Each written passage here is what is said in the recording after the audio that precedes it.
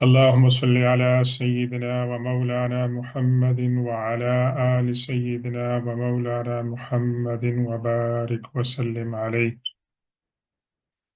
أعوذ بالله من Michael الشيطان Jackson speaking. الرجيم. بسم الله الرحمن الرحيم.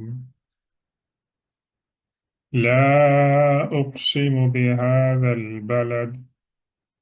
وأنت حل بهذا البلد ووالد وما ولد لقد خلقنا الإنسان في كبد أيحسب أن لن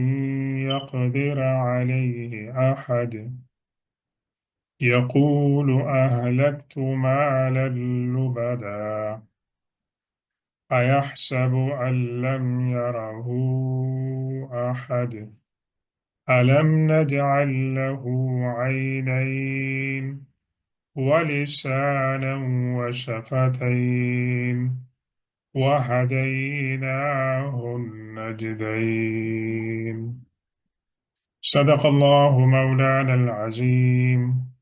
وبلغنا رسوله النبي الأمي الأمين الكريم ونحن على ذلك لمن الشاهدين والشاكرين والحمد لله رب العالمین. السلام علیکم ورحمۃ اللہ تعالی وبرکاتہ. ہمارے آج کے درس کا آغاز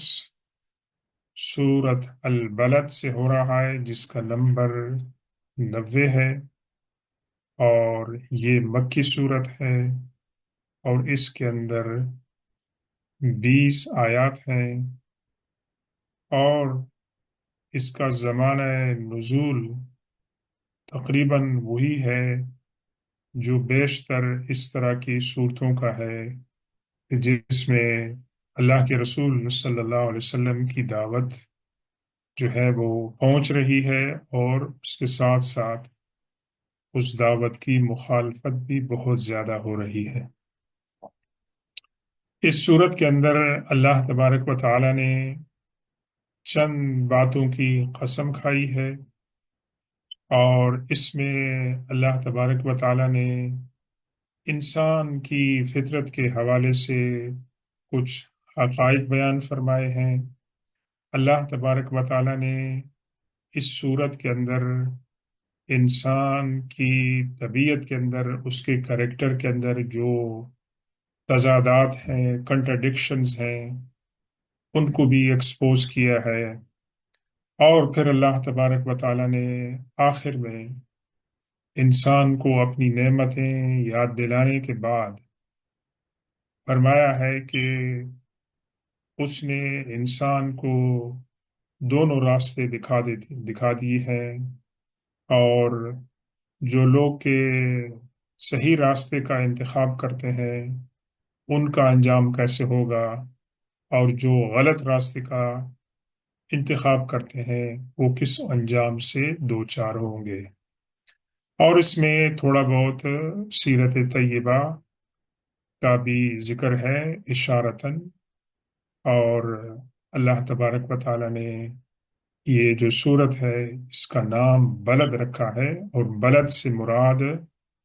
ٹاؤن، سٹی، اور یہاں بلد سے مراد جو ہے وہ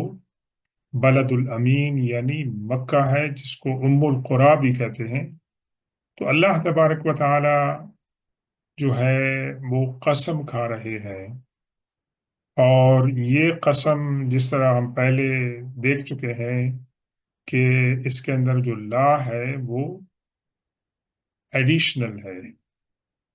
لٹرل ترجمہ جو آپ کریں گے تو یہ ہوں گے کہ میں قسم نہیں کھاتا ہوں، لیکن اگر آپ یہ ترجمہ کریں گے تو اس کا مطلب یہ ہوگا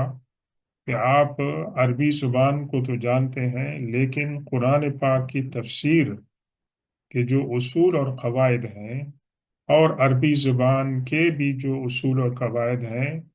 آپ ان سے نابلد ہیں. اس لیے قرآن کی تفسیر کے لیے آپ کو رجوع کرنا پڑے گا سیرت طیبہ کو، اور صحابہ کرام کے اقوال کو اور ان کی انٹرپریٹیشن کو اور خود عربی زبان کو۔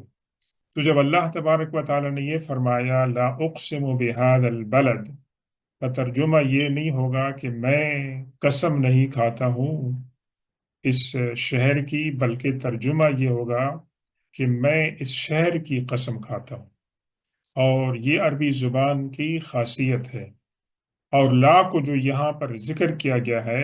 اس کی حکمت یہ ہے کہ اللہ تبارک و تعالی کسی مسکنسپشن کو جو ہے نگیٹ فرما رہے ہیں، اور اللہ تبارک و تعالی یہاں جو مضامین بعد میں آنے والے ہیں ان کی وضاحت فرما رہے ہیں۔ تو اللہ تبارک و تعالی پہلے تو قسم کھاتے ہیں شہر مکہ کی، اور اللہ تبارک و تعالیٰ جب کسی چیز کی قسم کھاتے ہیں تو اس سے مراد یہ ہوتا ہے اس کی عظمت ہے۔ ہمیں بحیثیت مسلمان فضول قسم کی قسمیں کھانے سے روکا گیا ہے، اور اگر ہم کھائیں بھی تو اللہ تبارک و تعالیٰ کی قسم کھائیں، اور اس کے اندر بھی ہم سیریس ہوں، اور اگر ہم قسم کو پورا نہیں کرتے ہیں یا اس کو وائلیٹ کرتے ہیں تو پھر اس کا کفارہ ہے۔ لیکن اللہ تبارک و تعالیٰ جو ہے وہ قسمیں کھاتا ہے مختلف چیزوں کی۔ اور دوسری آیت کے اندر اللہ تعالیٰ کیا فرماتے ہیں؟ وَأَنْتَ حِلٌّ بِهَذَا الْبَلَدِ۔ اللہ تبارک و تعالیٰ جب مکہ مکرمہ کی قسم کھا رہے ہیں تو اس کے ساتھ بہت سی باتیں ذہن میں آ جاتی ہیں۔ اس کے ساتھ ابراہیم علیہ السلام، اسماعیل علیہ السلام، کعبہ کی تعمیر، اسماعیل علیہ السلام کی فیملی کا آباد ہونا، اور اس کے بعد قریش کو اللہ تعالیٰ نے جو نعمتیں اس گھر کی برکت سے عطا فرمائی، وہ تمام کی تمام نعمتیں جو ہے وہ سامنے آ جاتی ہیں۔ اللہ تبارک و تعالیٰ نے یہ فرمایا وَأَنْتَ حِلٌّ بِهَذَا الْبَلَدِ۔ ایک تو کعبہ شریف ہے مکہ میں، اس کی عظمت کی برکت کی یہ وجہ ہے، اور دوسری وجہ اللہ تعالیٰ نے یہ بیان فرمائی کہ اے حبیب پاک صلی اللہ علیہ وسلم، آپ بھی اس شہر کے رہنے والے ہیں۔ تو بعض شہر ایسے ہوتے ہیں کہ ہم وہاں پر رہتے ہیں تو اس شہر کی بزرگی اور اس کی شہرت کی وجہ سے ہم شہرت پاتے ہیں، لیکن بعض ایسی ہستیاں ہوتی ہیں کہ جن کی وجہ سے شہروں کو جو ہے وہ فضیلت ملتی ہے۔ تو ایون دو کہ کعبہ شریف وہاں موجود تھے، لیکن اللہ تبارک و تعالی حضور پاک صلی اللہ علیہ وسلم کا ریفرنس بھی دے رہے ہیں کہ اے حبیب پاک صلی اللہ علیہ وسلم، اس شہر کی عظمت اور برکت کی ایک وجہ یہ بھی ہے کیونکہ آپ بھی یہاں پر مقیم ہیں۔ اور سبحان اللہ، یہ اللہ تبارک و تعالیٰ کی کلام کی اور عربی زبان کی وسعت ہے کہ یہ لفظ حل جو ہے اس کے کم از کم تین چار انٹرپریٹیشن ہمارے قدیم اور جدید مفسرین جو ہے وہ کر چکے ہیں۔ یہ حل کا ایک معنی ہوتا ہے کہ ڈیسینڈ، کہیں پر نازل ہونا۔ تو اگر آپ نے پرانی اردو پڑھی ہو تو پرانی اردو میں لوگ کہتے تھے کہ کوئی دمشق کا رہنے والا ہے، پھر وہ کوفہ میں آ گیا تو وہ کہیں گے نزیل و دمشق فی کوفہ۔ یہ یوز ٹو بی ان مطلب ہے کہ دمشق سے بلونگ کرتے تھے، لیکن دمشق کو چھوڑ کر وہ وہاں آ چکے ہیں۔ تو حل کا ایک معنی یہ ہے کہ کوئی آدمی وہاں پر آ کر رہتا ہو۔ حضور پاک صلی اللہ علیہ وسلم کے کنٹیکس میں اس کا ایک معنی یہ ہے حل بہذا البلد means you are the natural citizen of this town, bona fide citizen ہے۔ کیوں کہ آپ کے پیرنٹس یہاں پر پیدا ہوئے اور آپ یہاں پر پیدا ہوئے۔ تو اللہ تبارک و تعالیٰ یہ ایک یونیورسل پرنسپل بتا رہے ہیں کہ جو شخص جہاں پر پیدا ہوا ہو، they have the birth right to be the freedom of that city, اور ان کو کوئی وہاں سے نکال نہیں سکتا۔ دوسرا ترجمہ یہ ہے کہ جس کے اندر ایک پیشن گوئی ہے کہ اللہ تبارک و تعالیٰ ایک دن آپ کو اس مکہ میں، کہ جو کہ حرم کی جگہ ہے جہاں پر ناخن کاٹنا، چیونٹی کو مارنا، شکار کرنا اپنے باپ کے قاتل کو مارنا، ایون دو کہ آپ اس کو دیکھ لیں، یہ تمام چیزیں ممنوع ہیں، اور یہ تمام ٹریڈیشنز عربوں کے اندر جو ہے موجود تھی۔ لیکن دیر ول بی اے ٹائم، ایک وقت آئے گا کہ اے حبیب پاک صلی اللہ علیہ وسلم، آپ کے لیے اس حرم پاک کے اندر کچھ وقت آپ کے لیے الاؤ کر دیا جائے گا، پرمیسیبل ہوگا کہ آپ اس کے اندر فائٹنگ کریں گے، اور وہ صرف آپ کو الاؤ کیا جائے گا، کسی اور کو الاؤ نہیں کیا جائے گا۔ ایک تیسرا بہت ہی عمدہ جو لطیف اشارہ ہے کہ انت حل،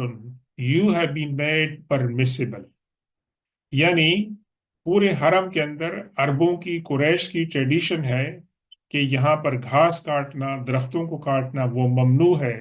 کسی انسان کو، مسافر کو تکلیف پہنچانا ممنوع ہے، اور آپ اس شہر کے باسی ہیں، لیکن آپ کو تکلیف پہنچانا انہوں نے اپنے لیے حلال کر دیا ہے۔ اور یہ انسان کی پرانی ایک عادت ہے کہ انسان بعض اوقات اپنے قوانین بناتا ہے،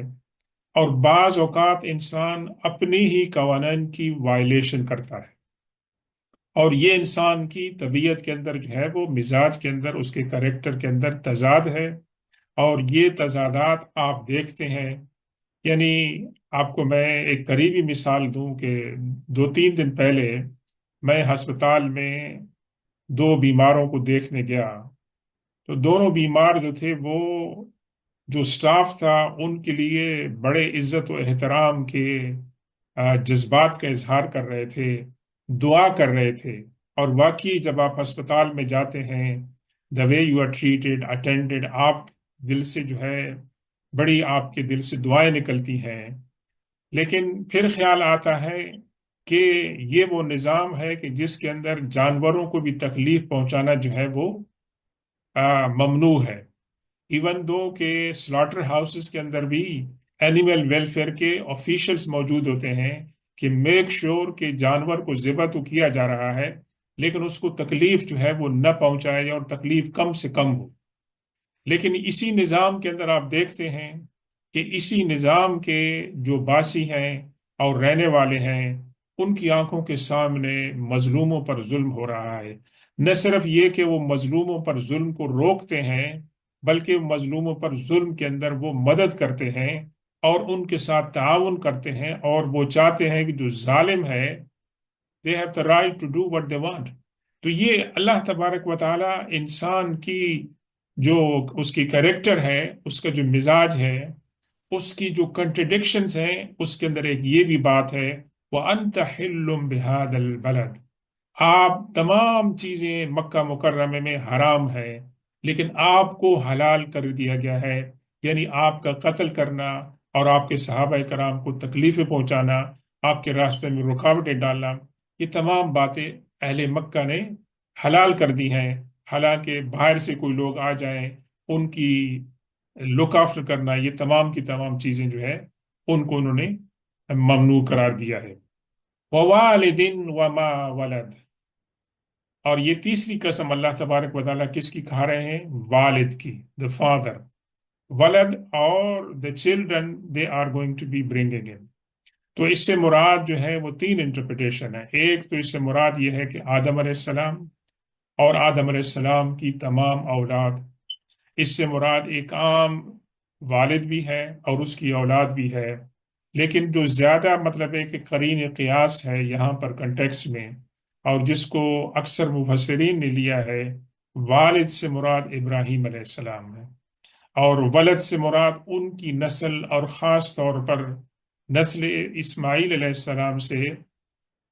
محمد الرسول اللہ صلی اللہ علیہ وسلم ہے۔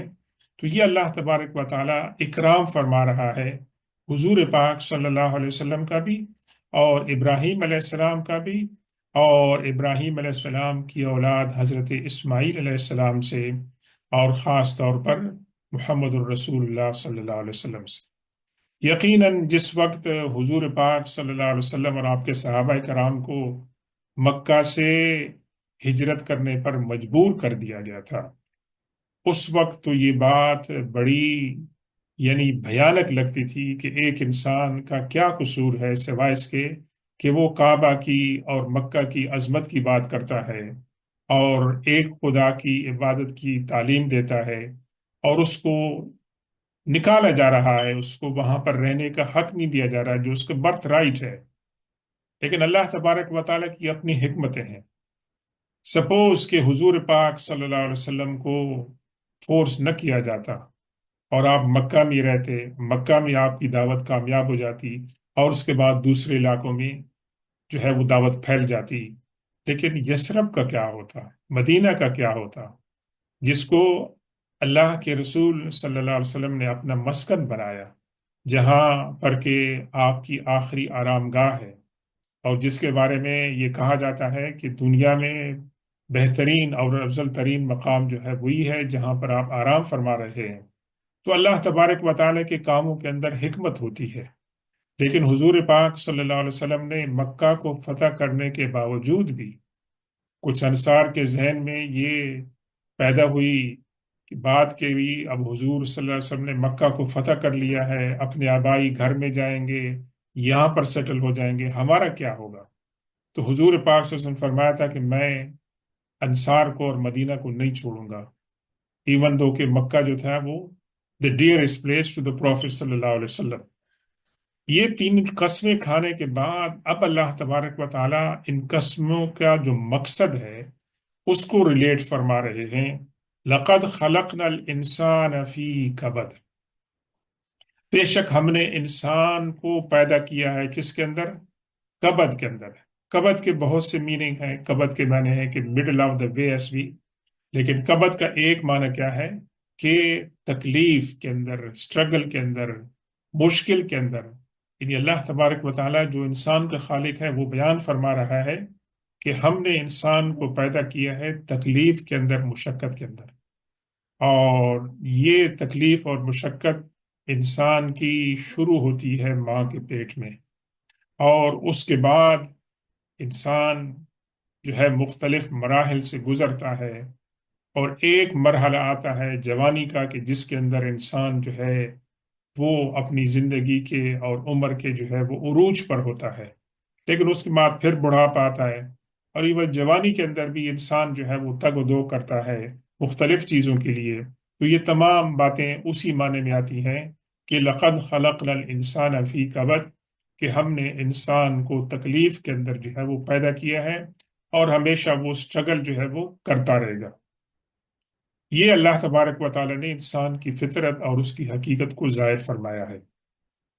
اَيَحْسَبُ أَن لَّن يَقْدِرَ عَلَيْهِ أَحَدٌ، اب یہاں پر انسان کی جو نیچر کے جو تضادات ہیں مزید ان کو ایکسپوز کیا جا رہا ہے۔ کیا انسان یہ سمجھتا ہے اپنی عروج کے اندر، پاور کے اندر، طاقت کے اندر، مال و دولت کے اندر اور خوشحالی کے دنوں میں کہ اس پر کسی اور کو کنٹرول نہیں ہے؟ اور یہ قرآن پاک نے یہ جو بات بتائی ہے یہ حقیقت کی بات ہے کہ جب انسان کے پاس طاقت ہوتی ہے، دولت ہوتی ہے، شہرت ہوتی ہے، اور یہ تمام نعمتیں ملتی ہیں، تو پھر اس وقت انسان یہ سمجھتا ہے کہ یہ نعمتیں لازوال ہیں اور they will remain with that person forever۔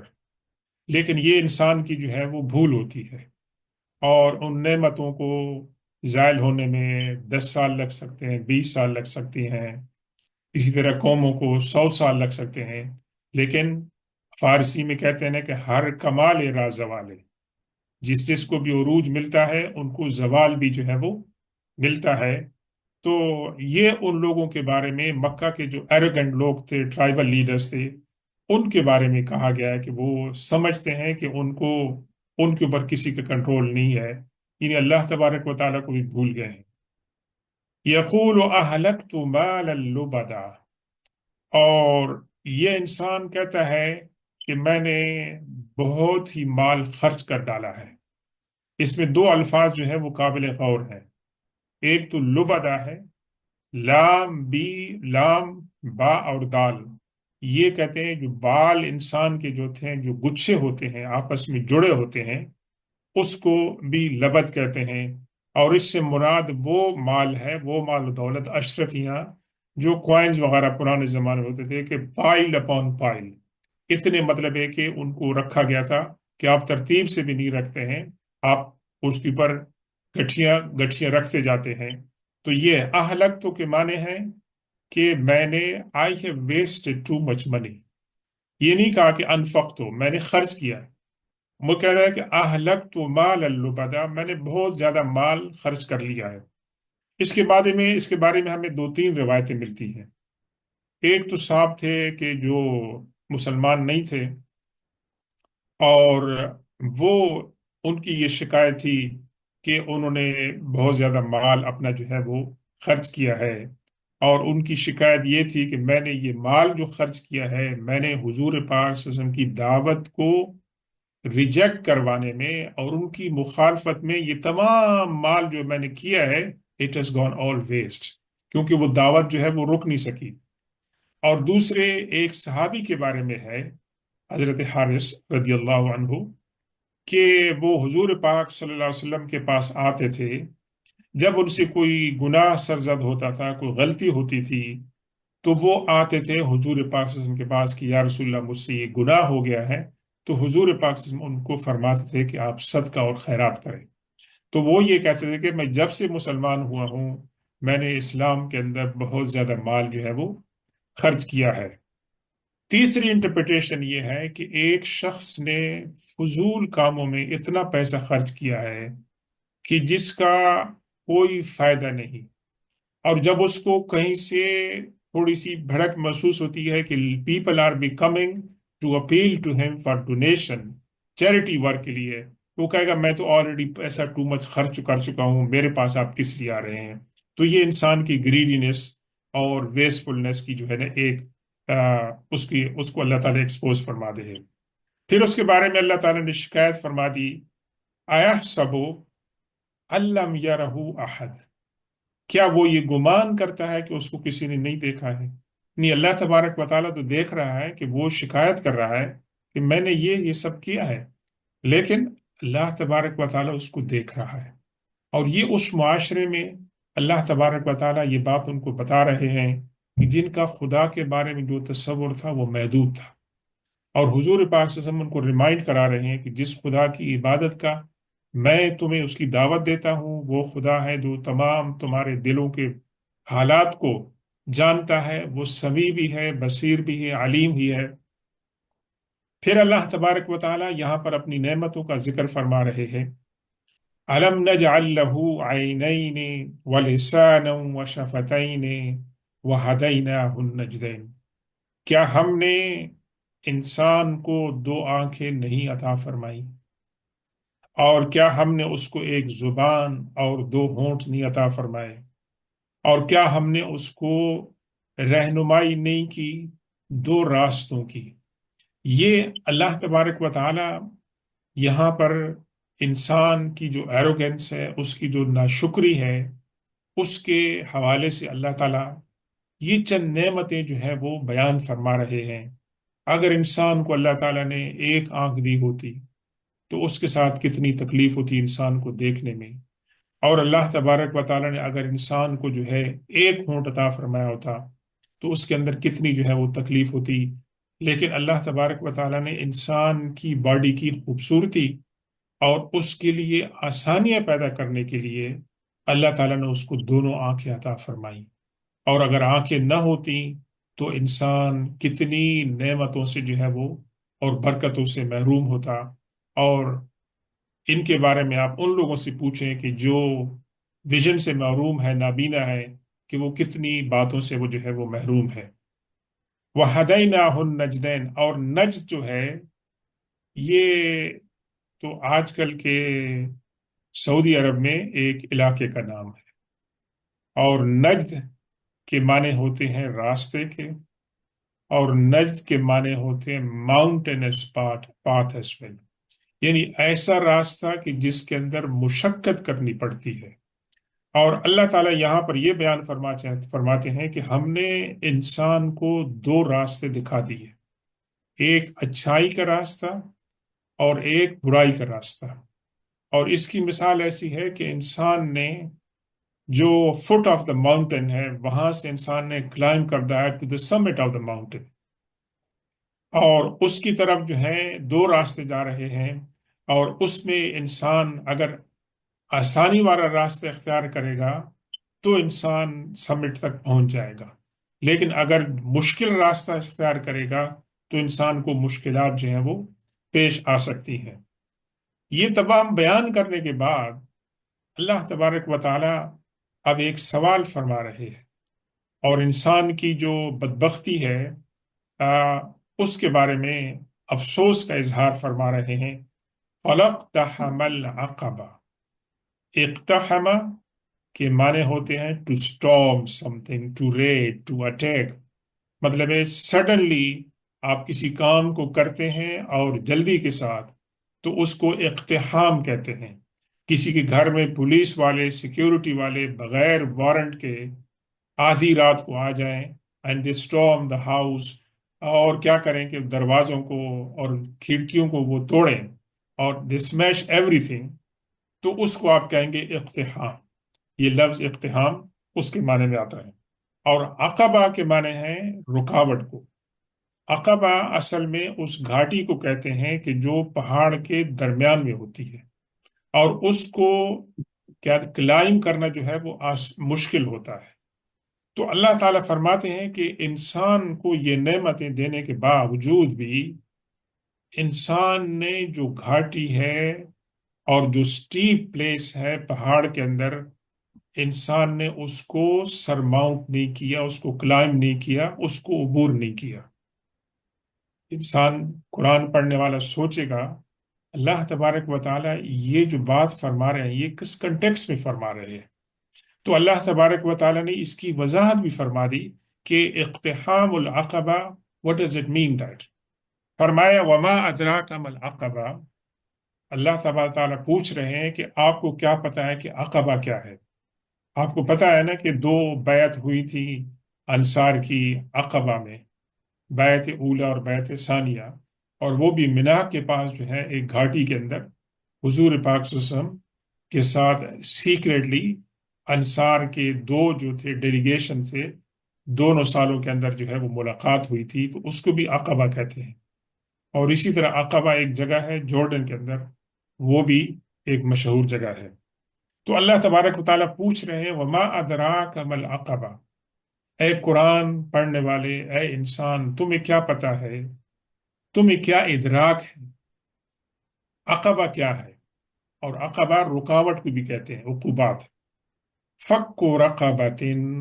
او اطعام فی یوم ذی مسغبہ،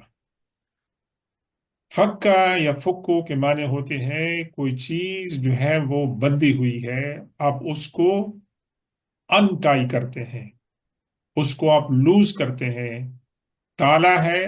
اس کو آپ چابی کے ساتھ کھولتے ہیں، تو وہ بھی ہے، اس کے معنی میں بھی آ جاتے ہیں کسی چیز کو لبریٹ کرنا، کسی چیز کو ریلیز کرنا، کسی چیز کو کھولنا۔ اور رقبہ کے معنی ہے گردن کے، اور یہ عربی زبان کا محاورہ ہے میٹافورفلی، کہ رقبہ سے مراد یہ ہے غلام، سلیوری، کسی انسان کو غلام بنایا گیا ہے، تو ایک بہت بڑا اچھا کام کیا ہوگا؟ قرآن فرما رہے ہیں کہ اس کی گردن کو آزاد کرنا۔ یہاں پر آپ دیکھیں کہ لوگ نعوذ باللہ اسلام کے اوپر الزام لگاتے ہیں کہ اسلام نے غلامی کو، سلیوری کو فروغ دیا۔ کتنی بھی آپ قرآن کی آیتوں میں، حدیثوں میں سنیں گے کہ بہت سے گناہوں کے کفارات جو ہیں وہ کیا ہوتے ہیں کہ غلام کو آزاد کر دے۔ یہ آزادی جو ہے ایک بہت بڑی نعمت ہے، اور اس نعمت کی قدر آپ پوچھیں کہ جن لوگوں کو اس دنیا میں جیل کے اندر 10 دن کے لیے، 10 سال کے لیے، فار ایور رکھا گیا ہے، ان کی سب سے بڑی خواہش کیا ہوتی ہے کہ ان کو فریڈم مل جائے۔ وہ ساری محنت مزدوری کریں گے لیکن ان کو فریڈم مل جائے۔ اور ایک انسان کو آپ غلام بنا لیں کہ آپ ہر طریقے سے اس کے وجود کے، اس کے باڈی کے مالک ہیں، they can not do any thing independently, آپ کی مرضی کے بغیر نہ ان کو آپ چھٹی دے سکتے ہیں، رات کو 12 بجے بھی آپ ان کو اٹھا لیں تو ان کا کوئی رائٹ نہیں بنتا ہے۔ تو یہ ایک بہت بڑی فضیلت والی بات اللہ تعالیٰ نے بیان فرمائی کہ جو سٹیپ ہے علاقہ پہاڑ کے اندر، اور جو گھاٹی ہے، اس کو عبور کرنے کا، اس کو کلائم کرنے کا ایک راستہ کیا ہے؟ فک رقبت، کسی غلام کی گردن کو آزاد کرنا۔ یہ اللہ تبارک و تعالیٰ کون سے معاشرے میں فرما رہا ہے جہاں لوگوں کو غلام بنایا جاتا تھا اور غلاموں کو بہت برے طریقے سے ٹریٹ کیا جاتا ہے؟ اس کے جواب میں اللہ کے رسول صلی اللہ علیہ وسلم کیا فرماتے ہیں کہ یہ جو تمہارے غلام ہیں یہ تمہارے بھائی ہیں، تم وہ کھاؤ جو ان کو وہ کھلاؤ جو تم خود کھاتے ہو، اور جو تم خود کھاتے پیتے ہو، جس طرح کی نعمتیں تمہارے پاس ہیں ان کے ساتھ جو ہے وہ شیئر کرو۔ تو یہ جو پسماندہ طبقہ تھا، اس کو اللہ کے رسول صلی اللہ علیہ وسلم نے انسانیت کے اندر بہت بڑا اعلیٰ مقام عطا فرمایا، اور یہ بھی اسلام کی معاشرتی جو تعلیمات ہیں ان کی عظمت کی بات ہے۔ او اطعام فی یوم ذی مسغبہ، اطعام مینس ٹو فیڈ somebody، کھانا کھلانا کسی کو، یوم ذی مسغبہ، مسغبہ کے معنی ہوتے ہیں بھوک کے، لیکن عام بھوک کے لیے تو آپ لفظ جو استعمال کرتے ہیں، جیم واو عین۔ اگر آپ مسغبہ کا صحیح معنی سمجھ کرنا چاہتے ہیں تو آج جو فلسطین میں ہو رہا ہے وہ مسغبہ سے بھی شاید ورسٹ ہو۔ مسغبہ کے معنی یہ ہے کہ انسان کو بھوک بھی ہو، اور انسان جو ہے ہی ایز بین کمپلیٹلی ایگزاسٹڈ، کھانے کی تلاش میں اور کھانے کے انتظار میں جو ہے وہ کمپلیٹلی کمزور بھی ہو گیا ہے، تھکاوٹ بھی آ چکی ہے۔ تو اللہ تعالیٰ فرماتے ہیں ایسے دن کھانا کھلانا، ایسے لوگوں کو کھانا کھلانا کہ جو نہ صرف بھوکے ہیں بلکہ جسمانی طور پر اور ذہنی طور پر بھی وہ ناتوا ہیں، اور ان کی جو عزت نفس ہے جو ہے اس کو بھی لوٹ لیا گیا ہے۔ تو یہ اس دن کسی کو، غریب کو، مسکین کو ایسے حال میں کھانا کھلانا، یہ ترجمہ ہے اقتحم العقبہ، کسی کی گردن کو آزاد کرانا۔ یتیما ذا مقربۃ، ایک ایسا یتیم، ایسا اورفن جو مقربۃ، جو آپ کا رشتہ دار ہے، آپ کے خاندان میں اگر کوئی یتیم ہے تو اس کو کھانا کھلانا، اس کی پرورش کرنا، اس کو لک آفٹر کرنا، اور اس کے ساتھ ہمدردی کرنا، یہ بھی ایک بہت بڑی اللہ تبارک و تعالی کے رحمتوں کو اور اس کی برکتوں کو لینے کا ایک وسیلہ ہے۔ او مسکینا ذا متربۃ، سبحان اللہ، یہ فصاحت و بلاغت جو قرآن کی ہے وہ بہت ہی عجیب و غریب ہے ویسے۔ یا ایسے مسکین کو کھانا کھلانا، ذا متربۃ، اور یہ جو کہتے ہیں نا تراب، مٹی کو، حضرت علی رضی اللہ تعالیٰ عنہ کو حضور پاک صلی اللہ علیہ وسلم نے ابو تراب کہا تھا۔ کیوں کہا تھا؟ کہ حضرت علی رضی اللہ تعالیٰ عنہ مسجد کے اندر لیٹے ہوئی تھے، اور ننگی مطلب سرفیس تھی، اور آپ لیٹے تھے تو مسجد مٹی کے جو ذرات تھے وہ آپ کے بدن کے ساتھ لگ گئے، اور یہ بہت پیارا ٹائٹل تھا۔ تو یہاں ایسا مسکین کہ جو بیچارہ بھوک سے نڈھال ہو گیا ہے اور وہ زمین سے چپک گیا ہے، اس کے اندر اٹھنے کی ہمت بھی نہیں ہے کہ وہ اٹھ سکے، اور وہ زمین کے اندر اپنا پیٹ اور اپنی باڈی جو ہے وہ رگڑ رہا ہے۔ ایسے انسان کو، ایسے مسکین کو، ایسے مطلب مسکین کو کھانا کھلانا، یہ تمام کی تمام جو باتیں ہیں وہ قابل رشک ہیں، اور یہ اللہ تبارک و تعالیٰ ان لوگوں کو بتا رہے ہیں کہ جو بہت ایروگنٹ تھے، اور جن کے ہاں یتیم کو، مسکین کو، غلام کو، جو بھی پسی ہوئی طبقے تھے، خواتین کو، ان تمام کو جو ہے وہ پرسیکیوٹ کر رہے تھے، حتیٰ کہ میراث میں بچوں اور عورتوں کا کوئی رائٹ نہیں تھا ویسے۔ اور یہ حضور پاک صلی اللہ علیہ وسلم نے انٹروڈیوس فرمایا کہ بچوں کا بھی رائٹ ہے اور عورت کا بھی رائٹ ہے، چاہے وہ بیٹی ہے، چاہے وہ بیوہ ہے یا بہن ہے، ان کا میراث میں جو ہے ان کا جو ہے اللہ تعالیٰ نے ان کا حق جو ہے وہ رکھا ہے۔ اب یہ تمام باتیں بڑی اچھی باتیں ہیں،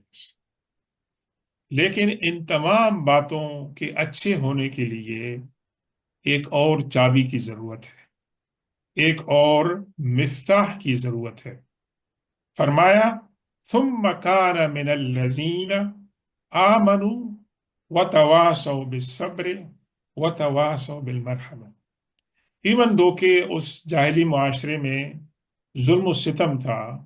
لیکن اس جاہلی معاشرے میں ایسے بھی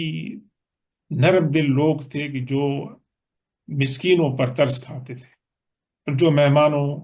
کی جو ہے وہ خیال رکھتے تھے، اور دوسرے جو غریب قسم کے لوگ تھے ان کا خیال بھی رکھتے تھے۔ ان کے اندر یہ اچھی صفات جو تھیں وہ موجود تھی، لیکن ان کے اندر کچھ صفات ایسی تھیں جو وہ سے محروم تھے، ان کا یہاں پر ذکر کیا جا رہا ہے۔ فرمایا ثم كان من الذين آمنوا، then they belong to the group of people who have faith in Allah subhanahu wa ta'ala، جن کے پاس ایمان کی دولت بھی ہے اور یہ صفات بھی ہیں، تو یہ صفات ان کو اولیاء اللہ بناتے ہیں، اللہ کے نیک بندے بناتے ہیں جو اللہ کے مقرب ہوتے ہیں۔ آمنو، ان کے پاس ایمان کی دولت ہے، وتواصوا بالصبر، اور وہ کیا کرتے ہیں کہ مشکل حالات میں ایک دوسرے کو صبر کی تلقین کرتے ہیں۔ یعنی ہر انسان کے اوپر ایسے اوقات آتے ہیں پرسنلی یا فیملی میں کہ مشکلات ان کے اندر ہوتی ہیں، تو ان مشکلات کو ایک اکیلا انسان جو ہے برداشت نہیں کر سکتا۔ جب بھی کسی کو مشکلات میں دیکھیں تو ان کو تسلی دیں اور ان کو امید دلائیں اور حوصلہ دلائیں کہ اللہ تبارک و تعالیٰ آپ کی مشکلات کو جو ہے وہ آسان کر دے گا۔ and you are not the only one who is going through this، مطلب ہے کہ ایڈورس کنڈیشن۔ تو یہ ایک تو یہ کہ ایمان ہے، تواصو بالصبر ہے، ایک دوسرے کو صبر کی تلقین کرنا، وتواصوا بالمرحمت، اور دین مطلب ہے کہ وہ ایک دوسرے کو اس بات کی بھی تلقین کرتے ہیں کہ ایک دوسرے کے ساتھ نرمی کے ساتھ اور شفقت کے ساتھ جو ہے وہ پیش آئیں۔ یعنی یہ کہ یہ ان کے پاس اگر وسائل ہیں تو اس کا مطلب یہ نہیں ہے کہ وہ اپنے وسائل کے ہوتے ہوئے غرور کا اور تکبر کا جو ہے وہ مظاہرہ کریں۔ اولئک اصحاب المیمنۃ، یہ تمام صفات بیان کرنے کے بعد اللہ تبارک و تعالیٰ آخری 3 آیتوں کے اندر اس کی جو سمری ہے وہ بیان فرما رہے ہیں، اور حکمت بیان فرما رہے ہیں کہ اللہ تعالیٰ نے مسجد کیا نام ہے مکہ کی قسم کیوں کھائی، حضور پاک صلی اللہ علیہ وسلم کی قسم کیوں کھائی، اور تمام انسانوں اولاد آدم کی قسم جو ہے وہ کھائی کہ انسان will always remain in pain and struggle، اور پھر اچھی صفات بتائی اور بری صفات بتانے کے بعد اب اس صورت کا جو خلاصہ ہے وہ کیا ہے؟ اولئک اصحاب المیمنہ، they are the people who are going to be on the right hand side، یعنی وہ لوگ ہیں کہ جن کو ان کے اعمال نامے ان کے دائیں ہاتھ کے اندر دی جائیں گے، خوش قسمت ہوں گے، برکت والے ہوں گے۔ والذین کفروا بآیاتنا هم اصحاب المشأمہ، اور وہ لوگ کہ جنہوں نے ہماری آیتوں کا انکار کیا، ان کی خلاف ورزی کی، اصحاب المشأمۃ، وہ کیا ہوں گے؟ وہ بائیں ہاتھ والے ہوں گے، وہ نحوست والے ہوں گے، وہ برکت سے جو ہے وہ محروم ہوں گے۔ علیہم نار مؤصدہ، اور ان کے اوپر اللہ تبارک و تعالیٰ جو ہے ایک ایسی بھڑکتی آگ کو مسلط کریں گے، مؤصدہ، جو ان کے ساتھ چپک جائے گی، وہ دیٹ ول بی انسیپریبل، یعنی اس سے وہ جدا نہیں ہو سکیں گے، اگر وہ بھاگیں گے بھی تو وہ بھاگ نہیں سکیں گے، وہ ان کے ساتھ جو ہے وہ چمٹی رہے گی۔ حضور پاک صلی اللہ علیہ وسلم نے ایک بار حضرت امام زین العابدین رضی اللہ تعالیٰ عنہ حضور پاک صلی اللہ علیہ وسلم کے گریٹ سن کو ایک حدیث ملی حضرت ابو ہریرہ رضی اللہ تعالیٰ عنہ کی معرفت سے، کہ حضور پاک صلی اللہ علیہ وسلم نے فرمایا کہ جو انسان کسی مومن کو غلامی سے آزاد کرتا ہے تو اللہ تبارک و تعالی اس کی باڈی کا ہر جو جوڑ ہے، every organ, every part of the body, اللہ تبارک و تعالی اس کو جہنم سے آزاد کراتا ہے، یہاں تک کہ اس کی پوری باڈی جو ہے وہ جہنم سے آزاد ہو جاتی ہے۔ تو یہ جب بات حضرت زین العابدین رضی اللہ تعالیٰ عنہ نے یہ حدیث پاک جب سنی تو انہوں نے اپنے غلام سے کہا کہ you are free for the sake of Allah سبحانہ و تعالیٰ، یعنی کتنا بڑا جو ہے انہوں نے اقدام اٹھایا، غلام کو خریدنا، اس کے لیے پیسے اس کی خریداری میں۔ لیکن ہمیں ایسی بہت ساری روایتیں ملتی ہیں، صحابہ کرام جو تھے وہ ان کو جو ہے وہ غلاموں کو آزاد کرتے تھے، اور یہ جو غلام تھے ان کی خریداری میں حضرت امام زین العابدین نے 10,000 درہم جو ہے وہ اسپینڈ جو ہے وہ کیے تھے۔ ایک اور حدیث پاک میں حضور پاک صلی اللہ علیہ وسلم فرماتے ہیں، من بنا مسجدن، کسی نے مسجد اس نیت سے بنائی کہ اس کے اندر اللہ تبارک و تعالیٰ کا ذکر ہو اور کوئی نیت نہ ہو، خالصتاً یہ نیت ہو کہ وہاں اللہ کی عبادت کی جائے، تو اللہ تعالیٰ ان کے لیے جنت میں ایک گھر بنائے گا۔ اور جس نے کسی مسلمان غلام کو آزاد کیا تو وہ اس کے لیے رینسم ہوگا، فدیہ ہوگا جہنم سے۔ اور جو انسان جوانی جو ہے وہ اسلام کے اندر گزارتا ہے، یعنی جوانی جو ہے اس کے اندر بہت ٹیمپٹیشنز ہوتی ہے، اور اس جوانی کو وہ سپینڈ کرتا ہے اسلام کے اندر، تو وہ جوانی جو اسلام کے اندر گزاری ہوگی، اللہ تبارک و تعالیٰ اس کو قیامت والے دن اس کے لیے ایک نور بنائے گا۔ اور اسی طریقے سے حضور پاک صلی اللہ علیہ وسلم نے یہ جو بیان فرمایا ہے کسی کو غلام کو آزاد کرنے کا، اس کی بہت ساری جو ہیں وہ صفات اور برکات جو ہیں وہ بیان فرمائی ہیں۔ اللہ تبارک و تعالیٰ سے دعا ہے کہ اس صورت میں جو اہم مضامین بیان ہوئی ہیں، اللہ تعالیٰ ہمیں ان کو سمجھنے اور ان پر عمل کرنے کی توفیق عطا فرمائے۔ سبحان ربک رب العزت عما یصفون وسلام علی المرسلین والحمد للہ رب العالمین۔